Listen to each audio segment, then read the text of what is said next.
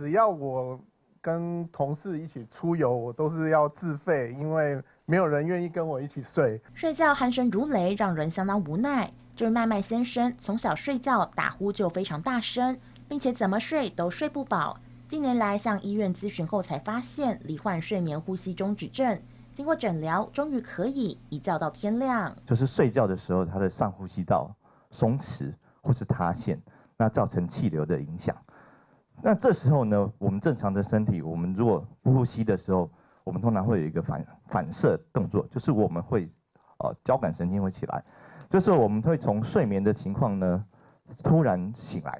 醒来的时候呢，我们会把塞住的地方撑开，所以就重新再呼吸起来。睡眠时因呼吸道肌肉放松垂落，或因颈部重量或结构问题导致呼吸道狭窄，打鼾就是最常见的警讯。阻塞型睡眠呼吸综合症是一个非常常见的疾病。那在台湾呢，估计有230万人有这样的疾病，但是呢，诊断率呢是将近只有1%。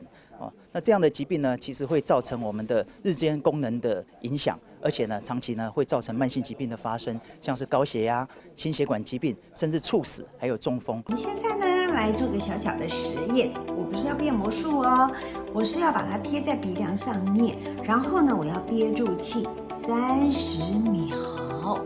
为了让存在于睡眠中的隐形杀手无所遁形，台湾睡眠医学学会发起缺氧挑战，并携手连续2年担任睡眠呼吸中止症卫教大使的资深艺人谭爱珍，呼吁民众不要轻忽睡眠问题，及早发现，及早治疗。如果我们不去理它，这个阻塞性的睡眠呼吸中止症呢，经过8年的一个期间的追踪，完全没有治疗的呢，大部分都会变得更严重。就是你不去理它的话，它其实不会自己好，反而是会更严重。这位是黄永琪、吴志恒台北采访报道。